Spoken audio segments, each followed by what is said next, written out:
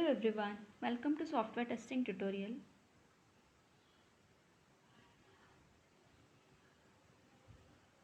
In this session, we'll help you figure out what test design for functional testing.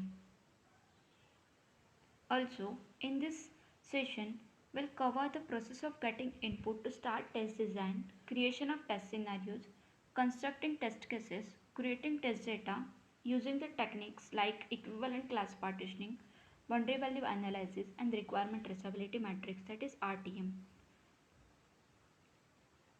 Main objectives of this session is identify all the necessary inputs to start test design activity, clarity on application functionality, construct test scenarios, construct test cases based on identified scenarios, importance of test case management, define test data, black box testing techniques for creating test data, construct requirement traceability matrix, that is RTM. First one is test design. Test design aims at documenting how to do testing.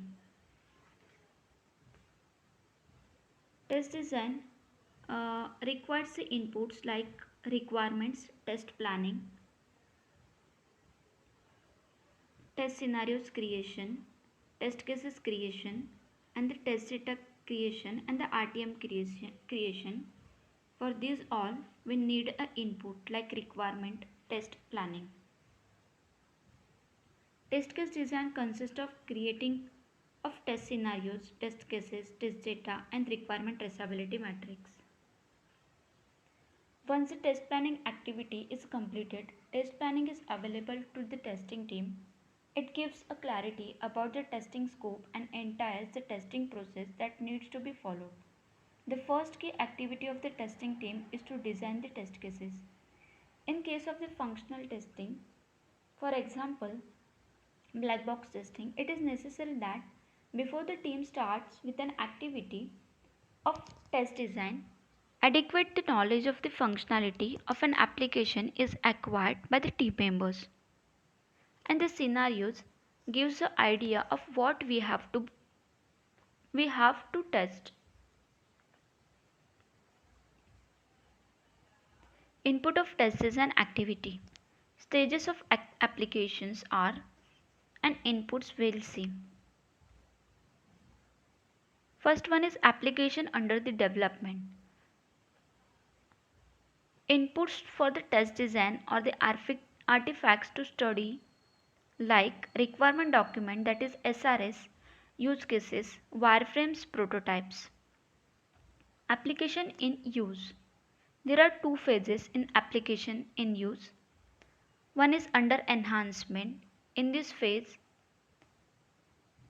it is release wise phases, and under maintenance. Under maintenance, handling the change request. Application knowledge through the walkthrough demo.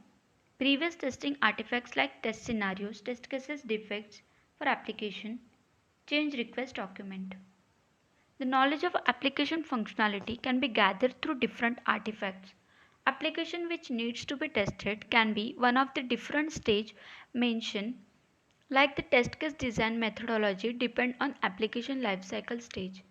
For an application under the development, test cases need to be written from the scratch based on a requirement document.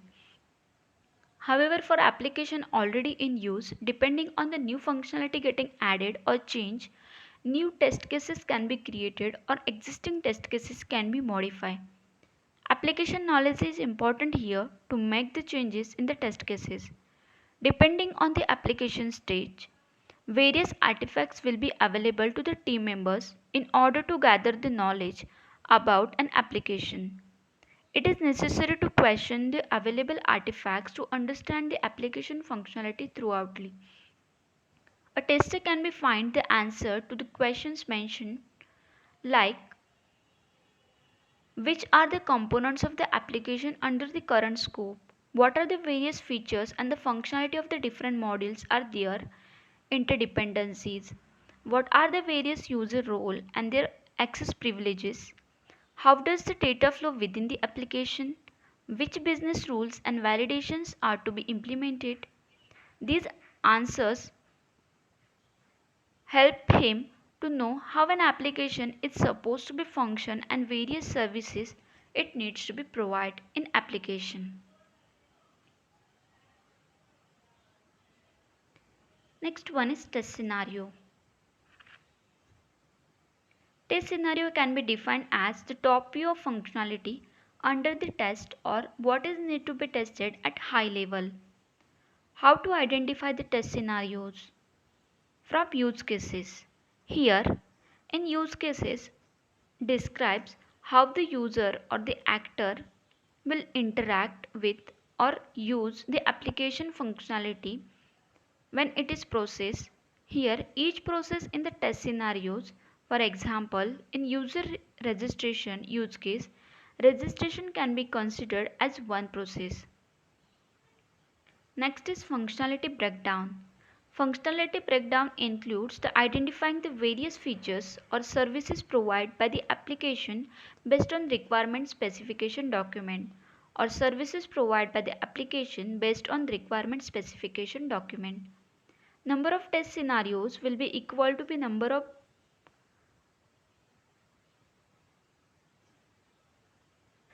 of border level functionalities of the application. From stage changes of an entity in an application. It means in transaction based application, the status of entity can change based on the user transactions. The process that changes the stages of an entity can be identified as one test scenario. This is called as transition technique. For example, cancel order process can change in the stage of order from in process to cancelled. Hence, cancelled order is identified as one test scenario. Uses of test scenarios. It helps to further for developing the test cases. Can be used in integration system and acceptance testing. Useful for testing a complex system having the large number of functionalities and interdependencies.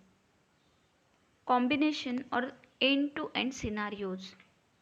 Test scenario can be combined to represent a different sequence of user process or combination of the different functionalities. Test scenario combination can also be achieved through tracking the different stage changes of any activity from start to end. These combination scenarios testing application functionality across a model are called as end-to-end scenarios.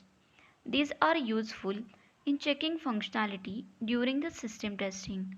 Example of combination scenarios. The following diagram depicts the possible start transition, state transition for an order. So combined test scenarios are scenario number 1. In this diagram will possible the state transition for an order. So combined test scenarios are first one is user can place the order is in process, now ship the order, deliver the order and the close. Second scenario is user place the order and then the cancel order and it goes to the close state. Third is user place the order is in placed, in between user cancel the order, then it goes into the closed state. Next one is test cases. Specify how to test a particular functionality. It describes the steps to be performed with input data and output expectation based on the user requirement. Test cases are used while test execution to check the actual behavior of application. In case, provide a detailed procedure that helps to test a particular aspects or features of an application in detail. Test cases are created by the tester who has sufficient knowledge about the application functionality and user requirement. Purpose of writing of test cases. is to detail out the scenarios in specified format to validate a functionality by executing it. Process of test case creation. Test case creation includes the identification of test conditions and then documenting the detailed process to test the test condition. Test condition can be identified in following two ways. One is from test scenario breakdown. For every scenario, identify the various path, a normal or a happy path, alternate path, and error flow. Each path will lead to unique test condition. For use case or the functionality, check the normal flow, alternative flow, and the error flow documenting for use cases or the functionality. To each of them lead to a unique test condition. How to document a test cases. Every test case should contain a following details. One is test case ID. It is a unique identification assigned to each test cases. Test cases can be documented in the many formats. The templates to be used in test cases can change organize-wise. Many organizations make use of Excel sheets to documenting a test cases or the test cases can directly be written in a test management tool. Test case objective. It describes a test condition to be checked. Prerequisites. Prerequisites before executing the test case step. Steps and data. Sequence of actions to be performed with input data. Expected result. It states how an application should respond on the user actions, that is expected output from application. Information about the expected result from requirement document. Actual result. Application response when user actions are performed. It will be blank when a test case is created. Status. Result of execution mark as passed when expected and the actual result matches or fail otherwise. The most important element of test case is expected result, as these elements help in evaluation of test cases to either pass or fail. So it needs to be written in concise manner to clearly cover all the expected outcomes.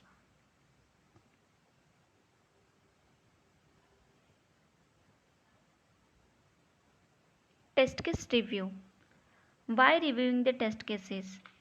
Test cases are the most important deliverable of test design phase and it needed are shared with a customers to check the correctness and completeness of documented test cases.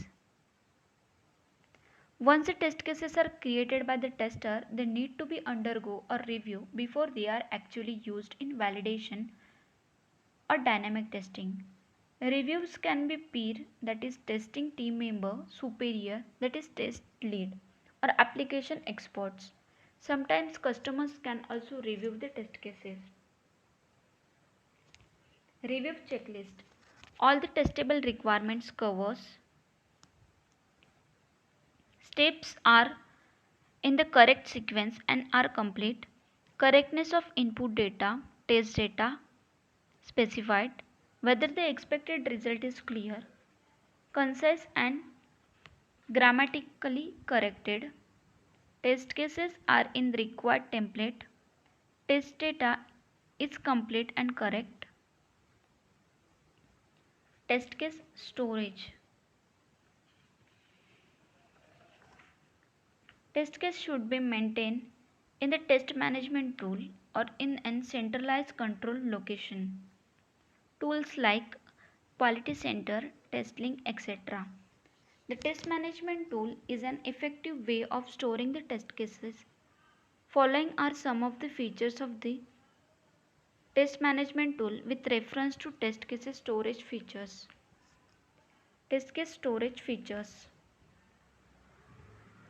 allows creating and modifying the test cases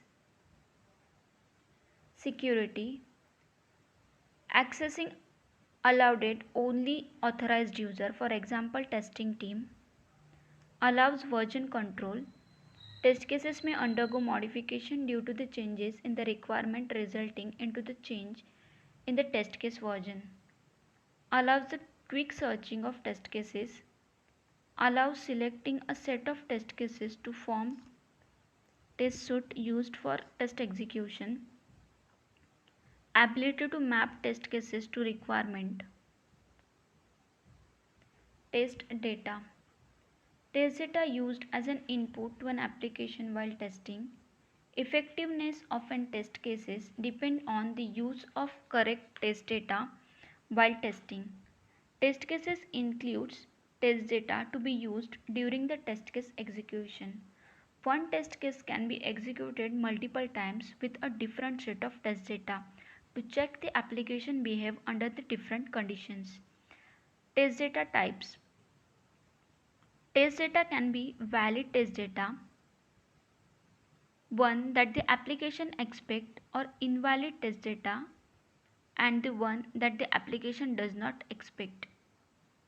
Based on how the test data is used in test cases, external input to application, for example entering the birth date or a quantity of items. Selection from the option provided by the application through list box, checkbox, for example selecting a country from the list. Selection from the application database, for example selecting a customer ID based on some criteria. Test data can be made available in two ways. One is synthetic, that is simulated data derived by considering the requirements or the specification. Real, that is provided by the client. Data copies from a live database.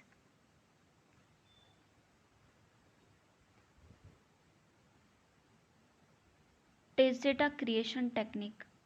A test data selection depends on the requirement. For any test condition, the number of possible data inputs can be very high based on the requirement.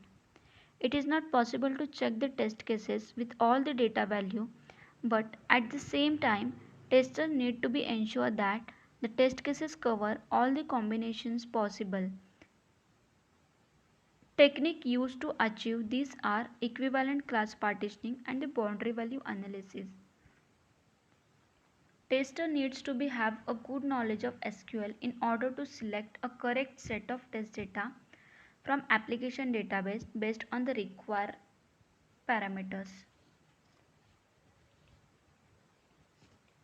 Equivalent class partitioning, that is ECP.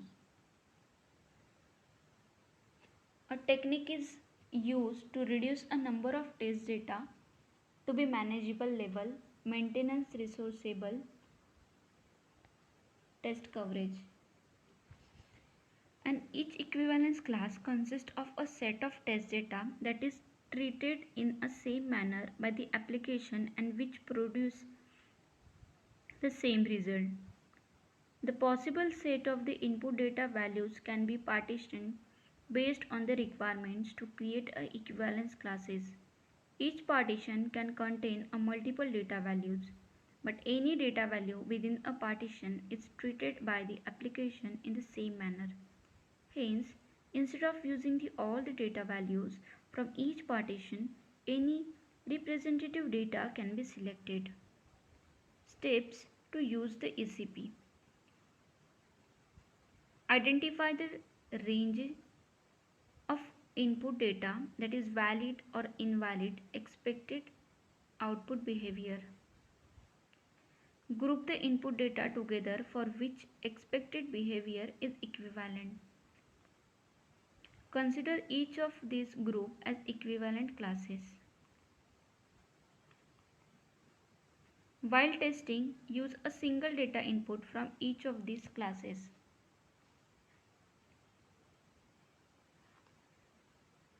For example, here for ECP, test requirement is discount is given for the order having a purchase amount greater than 15,000 INR.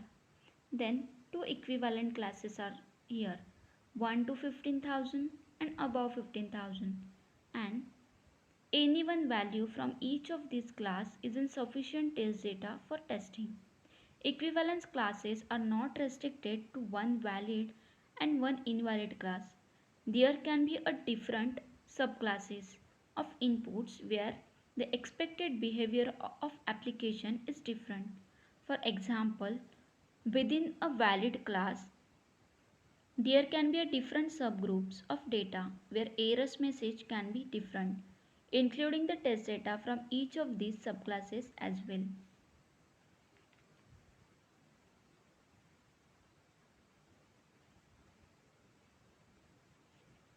Boundary value analysis BVA.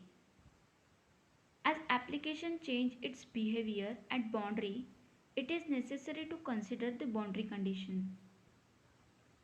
Boundary value analysis involves selecting the test data from equivalence class which satisfies the boundary. Boundary conditions are those situations directly on above or benefit the age of equivalent classes.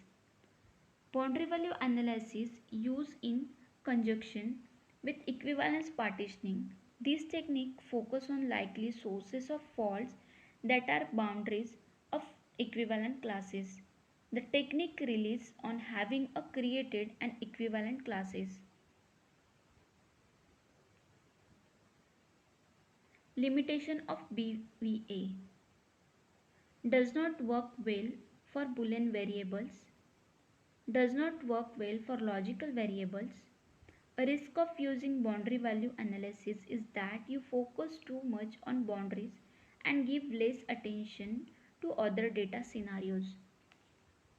For example, discount is given for the order having the purchase amount greater than 15,000 INR.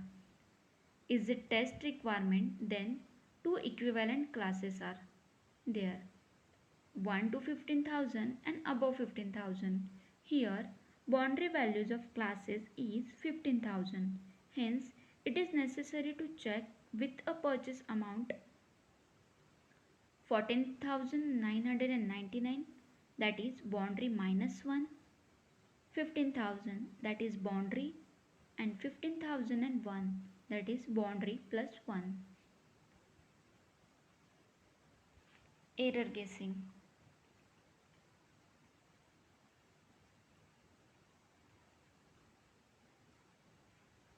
Error guessing is a technique used to identify the test conditions or test data based on experience to simulate error-prone conditions.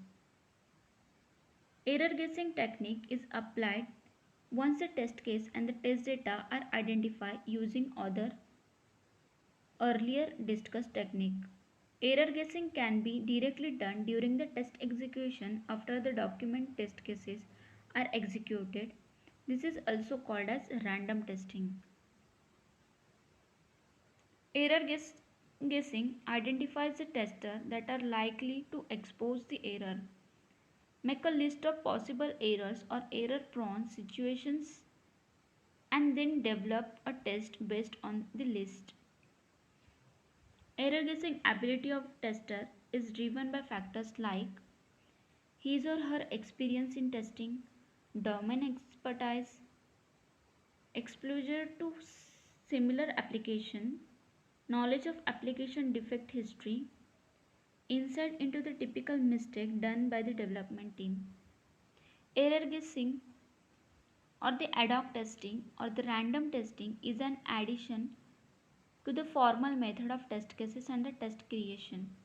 Exploratory testing, on the other hand, includes testing the application while exploring its features. Typically, test cases are not documented during the exploratory testing due to lack of requirement document or the less availability of the time.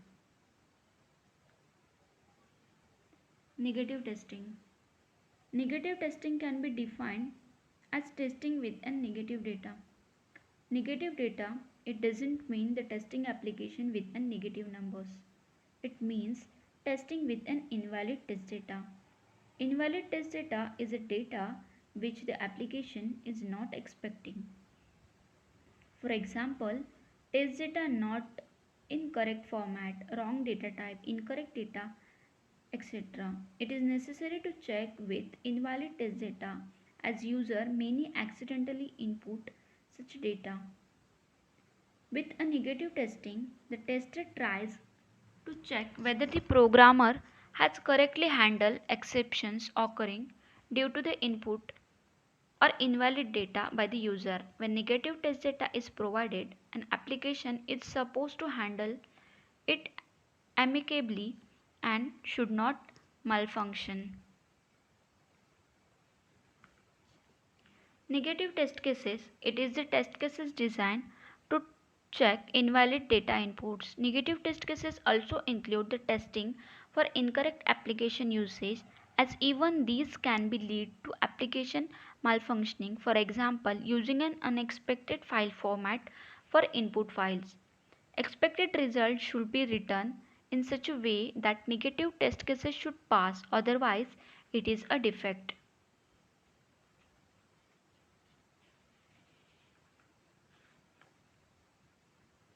Requirement Traceability Matrix RTM to traces a deliverables by establishing a thread for each requirement from the project initiation to the final implementation.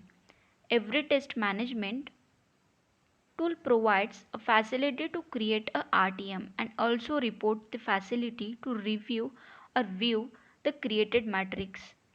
Test case can be mapped to the requirements. Requirement Traceability Matrix is a tool that the project scope, requirements and the deliverables are in lines. Use of RTM to check that all the requirements are implemented helps to do the impact analysis when any particular requirement changes. Testers can be find out the affected test scenarios and the test case using the RTM.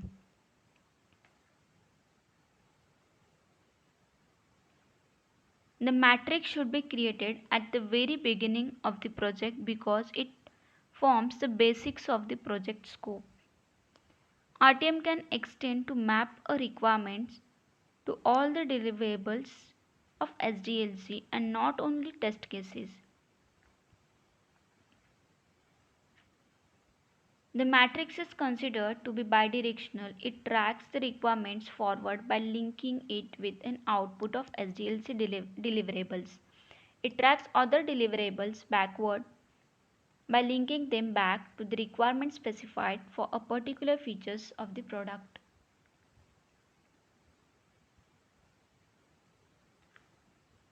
Thank you guys. So that's it guys.